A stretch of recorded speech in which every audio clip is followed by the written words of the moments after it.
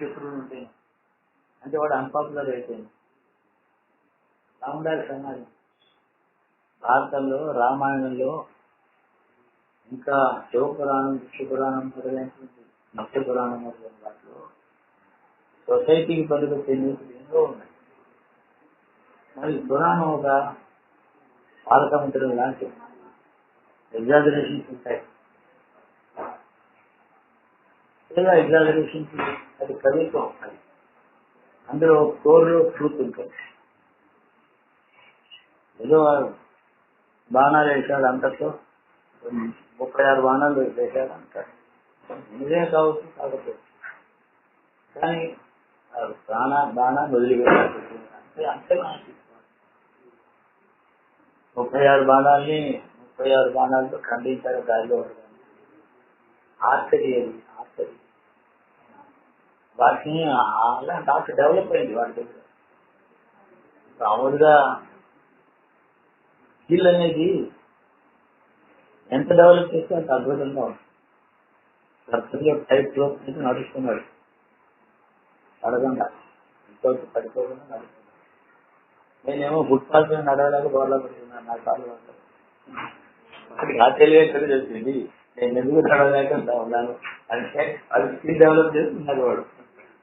నాకు చేస్తగలరు. నేను నారాయణ మనిషి ట్రైనింగ్, అద్భుతమైన ట్రైనింగ్, స్కిల్, సూపర్ స్కిల్. ధర్మాధర్మాలు ప్రజల్లో మన వాళ్ళు డిస్కస్ చేస్తున్నారు. ధర్మం అని అవుతుంది, ధర్మ సూక్ష్మం అని ట్రూత్లు సబ్టిలిటీ ఉంది చెబితేనే. పురాణం అంటే ఎడ్యుకేషన్ చదువుతున్నారు. ఇక్కడ ఇప్పుడు నేను న్యూక్లియర్ ఫిజిక్స్ లో PhD చేశాను. అందులో ఇన్స్పిరేషన్ ఉంటుంది నాకు, అప్పుడు ఎమోషన్ ఉంటుందా, ఇన్స్పిరేషన్ ఏముంటుంది PhD చేసే అంతే. ఆ ఫండమెంటల్ రీసెర్చ్ చేశాం, PhD వచ్చింది, అయిపోయింది. అంటే ఒక ప్రొఫెసర్గా పనిచేస్తాను కానీ ఇన్స్పిరేషన్ కాదు, ఇమోషన్ ఏముంది, ఆనందం ఏముంది, ఆనందం ఉంటే ధైర్యం వస్తుంది.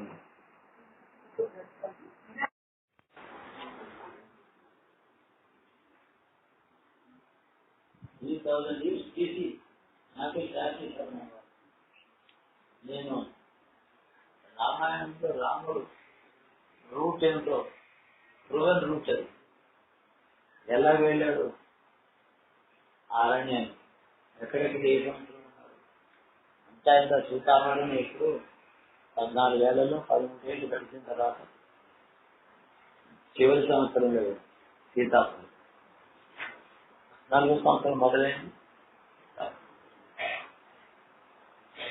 14వ సంవత్సరం పూర్తి అయిపోతే అరణ్యాలు పూర్తిగా ఇంటికి వెళ్ళాలి.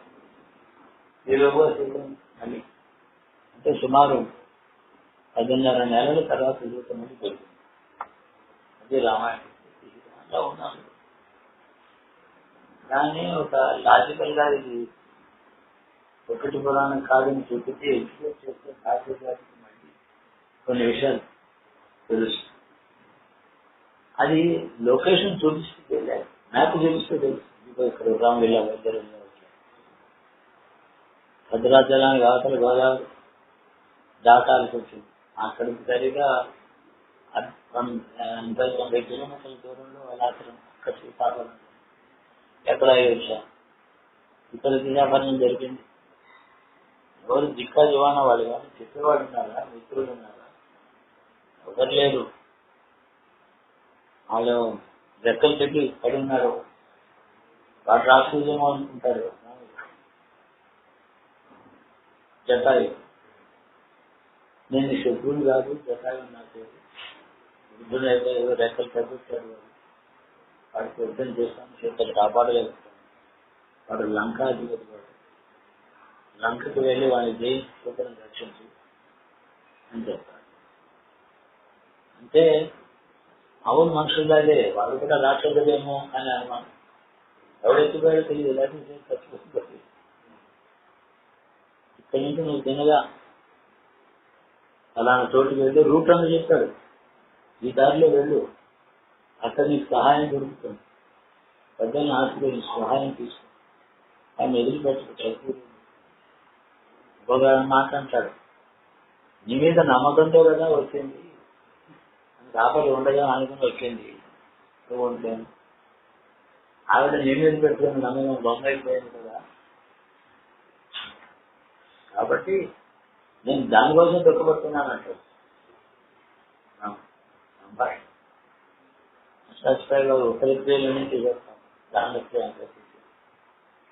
అతనికి దుఃఖంలో తను కాపాడలేకపోవడం, చేత తన మీద అంత నమ్మకంతో రావడం, ఇదే బాధించాడు. కాబట్టి అక్కడి నుంచి వెళ్ళాలి. తెలంగాణలో కరీంనగర్ జిల్లా గోదావరి దాటి కరీంనగర్ జిల్లా నుంచి అలా పైకి వెళ్ళి వెళ్ళాడు. ఇదంతా చరిత్ర. పాత్రలు ఉత్తమ సంస్కారాలు, విద్య సంస్కారాలు, ధర్మాధర్మంలో తెలిసిన పాత్రలు కాబట్టి వాళ్ళ గురించి వాళ్ళ కథ చెప్తున్నప్పుడు వాళ్ళ గొప్పతనం వాళ్ళ మాటల్లో రాస్తారు. కల్పనే లేదు, వాళ్ళు అలాగే మాట్లాడారు. ఇవన్నీ కష్టాలు పడేటప్పుడు మొత్తం అంతా 60 ఏళ్ళు కూడా కాదు, 58, 59 అంతే కొనేది. ఆ కాలంలో వేదర్శులు అని మనం అంటాం. తపస్సులో వేదములు దర్శించి లోతుగా వేదములు పలికిన వాళ్ళు ఉన్నారు. వాళ్ళు వేదర్శులని వాళ్ళకి పేరు, ద్రష్టలు అంటాం. అందుకని ఏదైనా సూక్తం చదువుకున్నప్పుడు యజుర్వేదంలో, అర్ఘవేదంలో సూక్తం ఉంటుంది. ఏదో నారాయణ సూక్తం. ఈ సూక్తానికి ఋషి ఇతడు అంటే తపస్సులో ఆ ఋషికి తెలిసిన విషయంలో నోట్లో బయటకు వచ్చింది ఈ సూక్తం. దానికి అంతటి ఋషి మనం కల్పించి బుద్ధితో రాసుకున్న కవిత్వడానికి కాక లోపల నుంచి ఇన్స్పిరేషన్తో బయటకు వచ్చినటువంటి వాక్యం, దాన్ని ఋషి అంటాం. భారద్వాజ ఋషి, లేకపోతే కృష్ణ ఋషి అని రాస్తాడు. ఆ కాలం రామాయణ కాలం. రామాయణ కాలానికి భారత కాలానికి పురాణంలో వ్యక్తిగత విషయం ఎక్కడుందంటే యుగాల సంఖ్య. అంటే ద్వాపర యుగం చివర భాగంలో కృష్ణుడు ఉన్నాడు, త్రేతాయుగంలో చివర రాముడు. వీళ్ళ మధ్యన అంతా యుగం మొత్తం యుగం ఉన్నట్టే కదా. త్రేతాయుగంలో గడిచిపోయింది, ద్వాపరం అంతా పొడుగ్గా ఉంది, ఈ ద్వాపరం చివరి వీళ్ళు. లెంత్ ఆఫ్ ద్వాపరయుగం ఈశ్వరు మధ్యని దూరం అంతే కదా. లెంత్ ఆఫ్ ద్వాపరయుగం అంటే మనం ఈ లెక్క తెలిసి 8,64,000 సంవత్సరాలు. అందులో 300 కూడా లేదు. అది ఇంకా అంటే ఎస్ట్రానామికల్ క్యాలిక్యులేషన్లో అందులో వేరే కారణాల వల్ల అజ్ఞానం వేరే కారణం. హ్యూమన్ ఇయర్ ఏంటి, డివైన్ ఇయర్ ఏంటి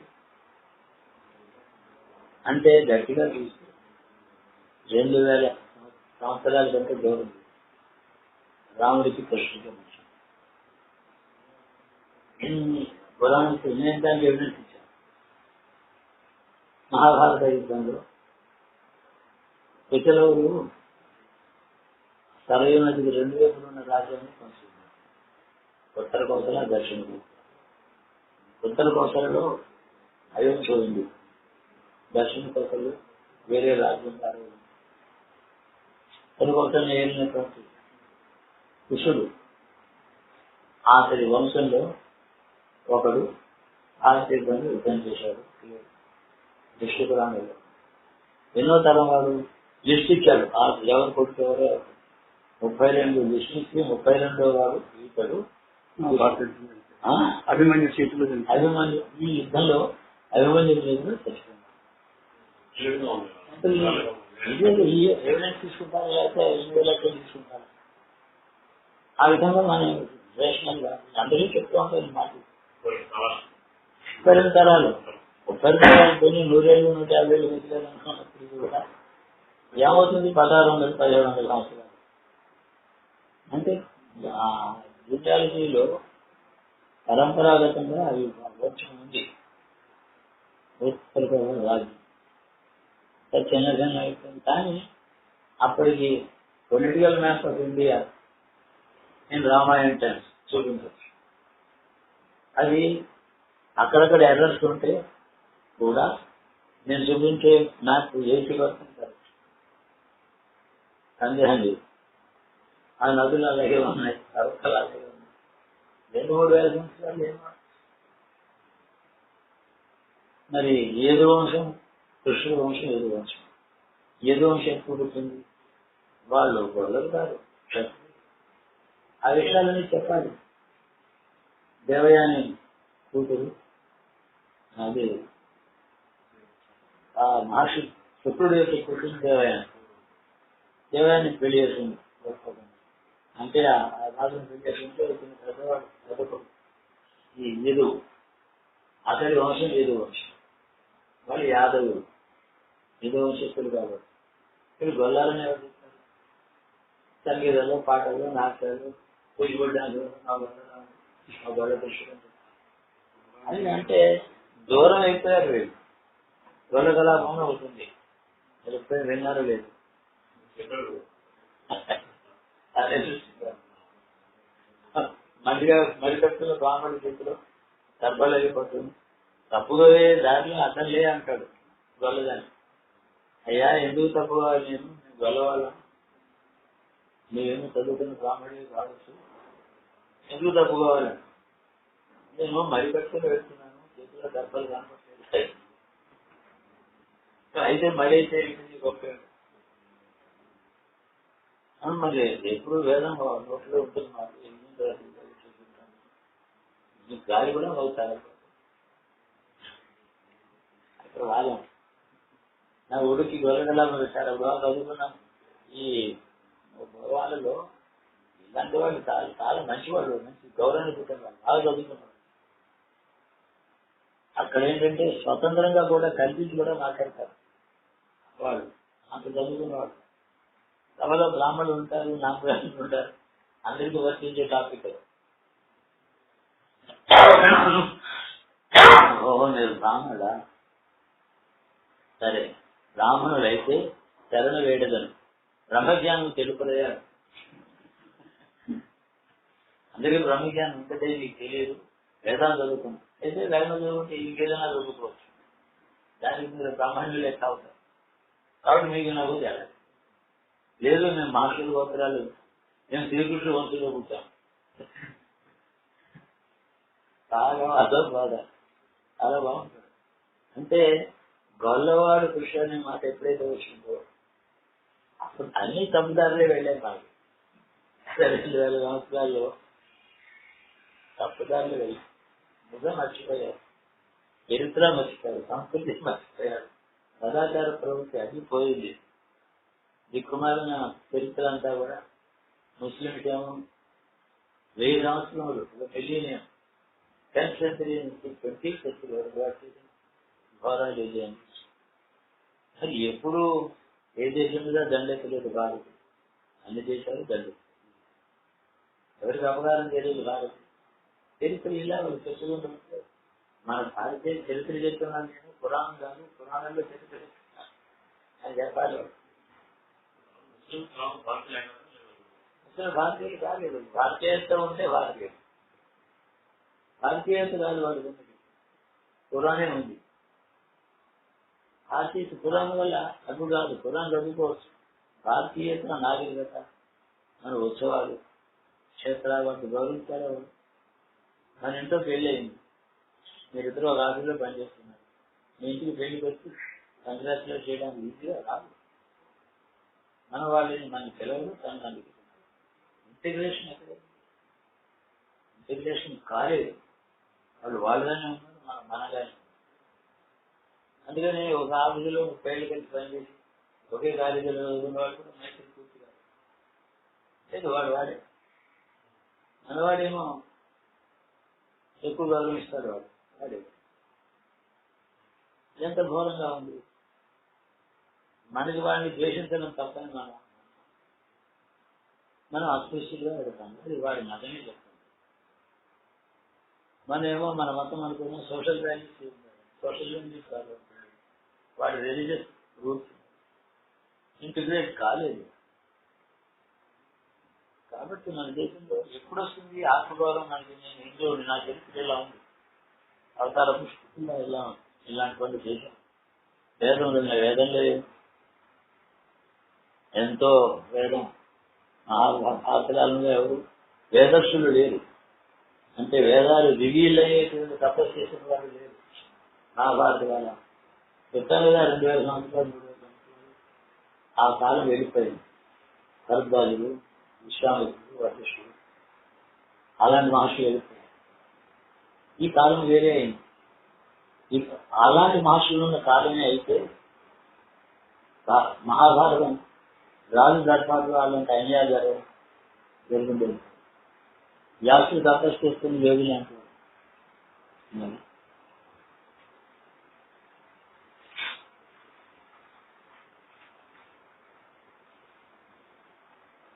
అదేంటి తెలుసు.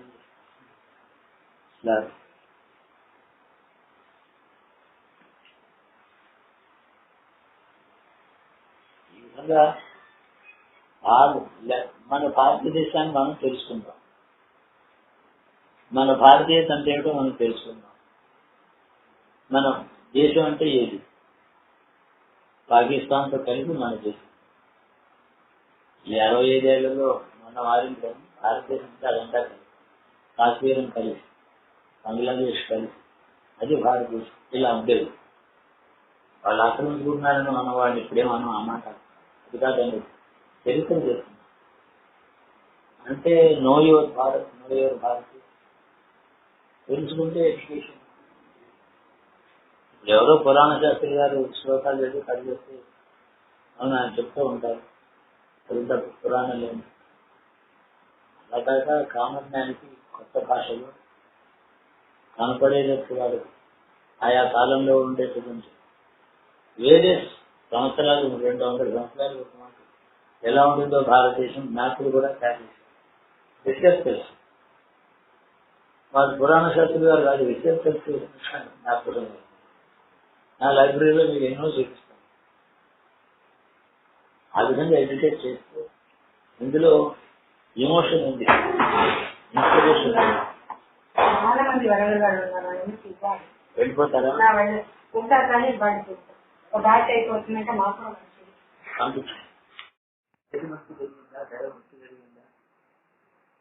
పెద్దలు అవన్నీ ఏమన్నా క్వాలిటీ ఎడ్యుకేషన్ హెల్ప్ చేసే ఎడ్యుకేషన్ కాదు, అంటే క్వాలిఫికేషన్.